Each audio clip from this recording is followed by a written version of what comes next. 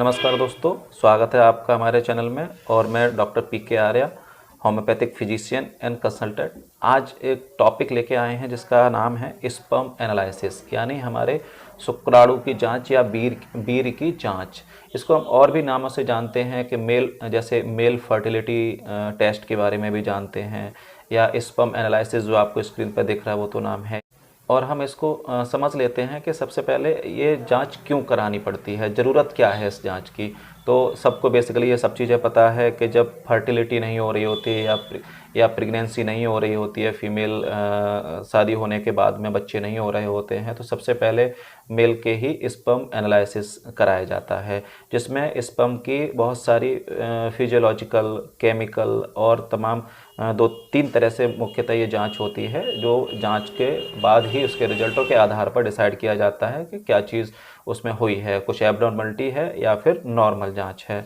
और इसका मुख्य जो जांच में क्राइटेरिया होता है वो स्पर्म की काउंट का होता है, और दूसरा होता है स्पर्म की मोटेलिटी का।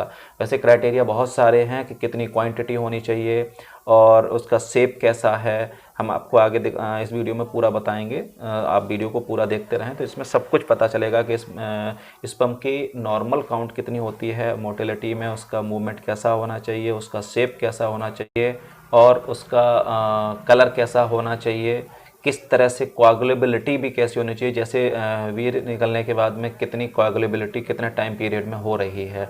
तो इन सब के बारे में बात करेंगे। चलिए हम पहले शुरू करते हैं इसके जनरल। चलिए यहाँ से शुरू करते हैं हम। Sperm motility, kinetics and morphology are the important in the evaluation male fertility then the sperm density. मतलब स्पर्म कितने हैं और कैसी डेंसिटी है उससे ज़्यादा इम्पोर्टेंट होता है स्पर्म्स का कितना मोशन हो रहा है, कितना मूवमेंट कर रहे हैं। तो चलिए हम शुरुआत से शुरू करते हैं। स्पेसिमेन का कलेक्शन कैसे करेंगे, यानी जिस चीज़ का हम जांच कर रहे हैं वो हम कलेक्ट कैसे करेंगे।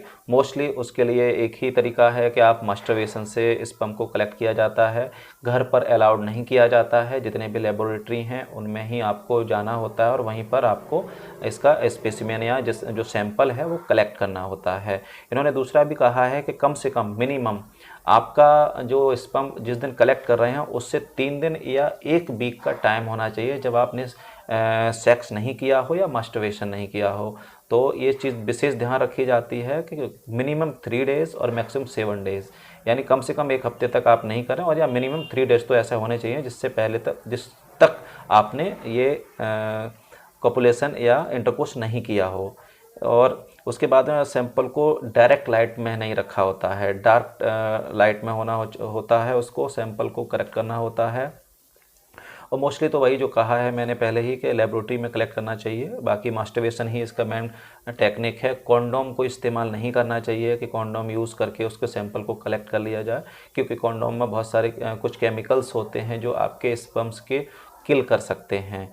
और सैंपल को अगर आप घर पे ले रहे हैं वैसे अलाउ नहीं है। अगर बाई चांस इस तरह का अलाउ हो रहा है तो आप मिनिमम 60 मिनट के अंतराल में उसको पहुंचा दें लेबोरेटरी। और उसको क्योंकि लिक्विफिकेशन होता है उसका, वो भी सब काउंट करना होता है। एक टाइम डिसाइड करना पड़ता है कि आपने कब इजैकुलेट किया और कितने टाइम तक ये रखा रहा है। तो उसकी जो फिजियोलॉजिकल मॉर्फोलॉजी है उसमें अंतर पड़ता है, आप उसको विशेष ध्यान रखेंगे। साथ में मिनिमम तो 1 घंटे का अंतराल होता है कि आप उसको पहुंचा दो, और मैक्सिमम 4 घंटे तक उसका एनालिसिस किया जा सकता है। उससे ज़्यादा नहीं किया जा सकता क्योंकि उस समय तक आपके काफ़ी चीज़ें उसमें बदल चुकी होती हैं। और इसको मोस्टली टेम्परेचर का भी ध्यान रखा जाता है कि रूम टेम्परेचर यानी 25 डिग्री पर ही 25 डिग्री सेल्सियस पर ही इसको रखा जाता है। हाई या उससे लो टेम्परेचर पर नहीं रखना चाहिए, क्योंकि उसकी मोटेलिटी यानी जो उसकी चलायता है या जो मोशन करने की गति है उस पर फ़र्क पड़ता है। ठीक है, बाकी लिक्विफेक्शन उसमें क्या क्या आपको देखना है वो देख लेते हैं। Immediately after ejaculation into the collection vessel semen is typically semi solid coagulated mass, यानी आप जब एजैकुलेट कर रहे होते हैं तो एकदम सेमी सॉलिड, मतलब न तो सॉलिड होता है, काफ़ी जमा हुआ गाढ़ा इस तरह का वो लिक्विड आपको मिलता है। कुछ देर बाद, कुछ ही मिनट बाद ही आपका वो धीरे धीरे लिक्विफाई यानी पतला होने लगता है और एक हेटेरोजेनस मिक्सचर के रूप में दिखाई देने लगता है। उसके बाद धीरे धीरे वो वाटरी होता चला जाता है। 50 मिनट या 60 मिनट के आसपास वो वाटरी हो जाता है। मैक्सिमम 60 मिनट में ये वाटरी हो जाता है नॉर्मल कंडीशन में। अगर वो कभी कभी इससे इस टाइम तक वो लिक्विफाई नहीं होता है तो उसके लिए एक केमिकल इस्तेमाल किया जाता है जिसको डेल्वेकोस फॉस्फेट बफर्ड सलाइन जिसको बोलते हैं, उसको लिक्विफाई करने के लिए। क्योंकि अगर वो गाढ़ा रहेगा तो उसका एनालिसिस ठीक से नहीं हो पाएगा, लेबोरेटरी में ठीक से उसको जांच परख नहीं हो पाएगी। अब विस्कोसिटी में उसकी जो गाढ़ापन है वो कितनी कंडीशन है, चिपचिपाहट जो होती है, तरलता जो होती है वो किस तरह की होनी चाहिए। The viscosity can be evaluated by introducing a glass rod into the sample and observing the length. एक छड़ डाली जाती है सैंपल वाली बोतल में और सैंपल को देखा जाता है कि वो कितनी दूरी तक उसका जो थ्रीड है वो बन रहा है, उस हिसाब से उसको मेज़र किया जाता है। मोर देन 2 सेंटीमीटर नहीं होना चाहिए, जिससे उसमें कुछ ना कुछ एबनॉर्मलिटी की शिकायत रहती है। और उसका अपीयरेंस कैसा होना चाहिए, ग्रेस एपेलेसेंट अपीयरेंस यानी हल्का सा पीलापन लिए रहता है। कभी कभी कुछ मेडिसिन इस्तेमाल करते हैं हम लोग तो उसमें कभी कभी उसका कलर चेंज हो सकता है। इसमें कोई बहुत बड़ा इशू नहीं है क्योंकि कुछ विटामिन्स हैं, कुछ कलरफुल मेडिसिन हैं जो इस्तेमाल करने से हमारे बॉडी के फ्लूइड में कुछ ना कुछ कलर का चेंज करती हैं वो। ठीक है, वॉल्यूम कितना होना चाहिए, minimum the volume is the best measure of weight weighing the sample is vessel in which is the collected. Alternatively, the volume can be measured directly. The lower reference limit of the semen volume is 1.5. कम से कम एक बार के ejaculation में आपको 1.5 ml तो होना ही चाहिए minimum, इससे कम तो नहीं होना चाहिए। अगर कम है तो कोई ना कोई एबनॉर्मलिटी हो सकती है। सीमन का पीएच फॉर एबनॉर्मल सैंपल, जो एक हमारा पीएच मान होता है जो रेंज दिखाता है कि आपका एसिडिक नेचर है या बेसिक नेचर है, तो एक नॉर्मल जो होता है वो 6 to 10 होती हैं। स्पर्म नंबर यानी क्वांटिटी, आपके स्पर्म्स कितने होने चाहिए मिनिमम एक बार के एजैकुलेशंस में, तो इन्होंने ये बताया है नंबर और कंसंट्रेशन पर डिपेंड नहीं होता है, दोनों एक दूसरे से अलग हैं बिल्कुल ही। तो जो हमारी बॉडी के स्पर्म्स काउंट है वो एकदम अलग होती है। तो अभी हम उसको बताएंगे आपको कि पर ml लगभग कितना मिनिमम कितना होना चाहिए और मैक्सिमम कितना होना चाहिए। देखिए ये चार्ट आपको दिख रहा होगा सामने, वॉल्यूम 1.5 ml लगभग होना चाहिए, सीसी उसी की यूनिट होती है तो 1.5 मिनिमम होना चाहिए। मैक्सिमम किसी का 2 ml होता है या 2.5 ml या 3 ml तक लोगों का हो सकता है, इसमें कोई बहुत ज़्यादा सोचने की बात नहीं है। तो मिनिमम तो आपका 1.5 ml होना चाहिए। और जो टोटल स्पर्म काउंट है वो लगभग 40 मिलियन आपके एक बार के एजैकुलेशन यानी कंप्लीट एजैकुलेशंस में इतना होना चाहिए। और उसके बाद जो मैक्सिमम तो होता ही है, उससे 40 मिलियन यानी 40 लाख पर एजैकुलेशन, एक बार के एजैकुलेशन में 40 लाख या 60 लाख तक आपके, और उससे ऊपर यानी 1 करोड़ से भी ऊपर होते हैं मैक्सिमम लोगों के। बाकी जो फर्टाइल है एकदम नॉर्मल स्पर्म है वो उनका इतना होता है, मोर्टेलिटी ये सब चीज़ उनकी करेक्ट होती है। बाकी जिनका मिनिमम है वो 40 लाख या 60 लाख से 60 और 40 लाख के बीच में होना चाहिए।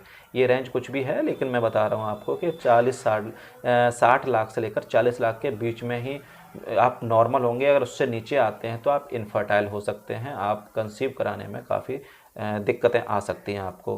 कंसंट्रेशन क्या होना चाहिए यानी पर ml काउंट क्या होना चाहिए, लगभग 15 ml या उससे ऊपर, यानी मिनिमम 15 लाख से नीचे तो बिल्कुल ना हो 1 ml में। अगर आपका 2 ml है तो 30 लाख हो जाएगा, 2.5 ml है तो लगभग वही बढ़ के 50 लाख और 60 लाख के आसपास पहुंच जाएगा। तो इसलिए 15 मिलियन यानी 15 लाख पर ml के हिसाब से होना चाहिए, उससे तो कम बिल्कुल ही नहीं होना चाहिए। यहाँ मैं एक बात और आपको बता दूं कि देखिए मैक्सिमम काउंट तो होना चाहिए लेकिन आपका स्पर्म एक ही होता है जो फर्टिलिटी में अपना योगदान देता है। सिर्फ एक ही स्पर्म जाता है जो फीमेल के ओवम में एंटर कर पाता है और उसी से फर्टिलाइजेशन और बेबी का कंसीव होता है, प्रेगनेंसी होती है। तो ये अभी एक क्लियर है, लेकिन इसके लिए आपको कम से कम 60 लाख तक स्पर्म तो होने ही चाहिए।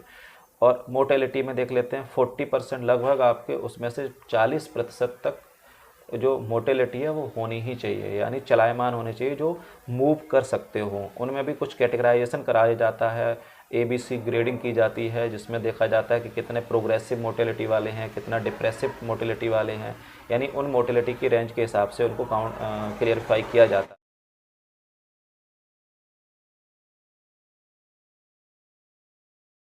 4% नॉर्मल फॉर्म्स यानी लगभग 4% एक नॉर्मल फॉर्म का होना ही चाहिए, मॉर्फोलॉजी यानी उसका आकार, कोई भी एबनॉर्मलिटी नहीं होनी चाहिए। देखिए ये एबनॉर्मलिटी का है, सबसे फर्स्ट जो स्पर्म का स्ट्रक्चर है वो एकदम नॉर्मल है, normal head, normal tail normal सब कुछ है। दूसरे बारे में दूसरा वाला जो आपका हेड दिख रहा है वो कंडेंस्ड दिख रहा है, यानी हेड की कैपेसिटी ठीक नहीं है। और थर्ड नंबर पे स्मॉल हेड यानी बहुत छोटा हेड है। तो लास्ट नंबर पे लार्ज हेड यानी बहुत बड़ा हेड है, ये एंटर नहीं कर पाएगा।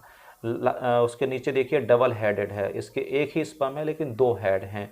उसके बाद है डबल टेल्ड यानी दो टेल हैं लेकिन हेड एक ही है, ये भी एबनॉर्मल होता है, कैपेबल नहीं होता। उसके बाद एबनॉर्मल मिडिल पीस, जो मिडिल पीस है वो काफ़ी बड़ा हो गया है, हेड के भी अपेक्षा बड़ा हो गया है, तो ये भी एबनॉर्मलिटी है। यानी मॉर्फोलॉजिकली यानी देखने से या माइक्रोस्कोपिकली इसको देखा जाता है तो इसमें ये एबनॉर्मलिटी मिलती है कुछ स्पर्म्स में। तो ये भी हमारे फर्टिलिटी को इफ़ेक्ट करते हैं। तो इसलिए ये भी आपके एकदम नॉर्मल होने चाहिए। बाकी मैंने सारी चीज़ें बता दी हैं आपको। तो ये लगभग देखिए इंडिया में काफ़ी लोग इससे ग्रसित हैं, क्योंकि इसका मुख्य कारण कभी कभी होता है कि हम एक्सेसिवली मास्टरबेट करते हैं, एक्सेसिवली मिसयूज़ करते हैं हम अपने सीमेंस का, यानी हमारी बॉडी जितना प्रोड्यूस नहीं कर पाती उससे ज़्यादा हम वेस्ट करते हैं, उससे ज़्यादा यूज़ करते हैं। तो कभी कभी इस तरह की समस्याएं आ जाती हैं, या फिर हमारे स्पर्म प्रोडक्शन हमारी टेस्टिस में किसी तरह की कोई प्रॉब्लम है, यानी प्रोडक्शन होते समय ही कोई ना कोई ऐसी चीज़ है जो एबनॉर्मलिटी क्रिएट कर रही है। तो ये भी हमारे कारण होते हैं। अब ये सारी चीज़ें आपके प्रॉब्लम में हैं तो ये आपकी फर्टिलिटी को अफेक्ट करेंगी। इसके लिए ये जांच होती है, जांच कराने के बाद में क्लियरिटी पता चल जाती है, और जैसे भी समस्याएं हो उसी तरह से उसका ट्रीटमेंट भी है। और क्योंकि ये ट्रीटेबल है प्रॉब्लम, इसके लिए घबराने की कोई आवश्यकता नहीं है। इधर उधर ना जाके किसी एक अच्छे सेक्सोलॉजिस्ट होते हैं या जो इस तरह की समस्याओं का उपचार के लिए डॉक्टर्स हैं, उन पे आप दिखा सकते हैं। इसके उपचार के लिए मैं बहुत सारी होम्योपैथिक उपचार भी हैं जो आपको हम इस वीडियो में तो नहीं, ये वीडियो काफ़ी लंबी हो जाएगी, नेक्स्ट वीडियो में इसके उपचार और किस तरह सावधानियां रखनी है और किस तरह क्या करना है वो हम बताएंगे। चलिए इस वीडियो को यहीं ख़त्म करते हैं। Thank you.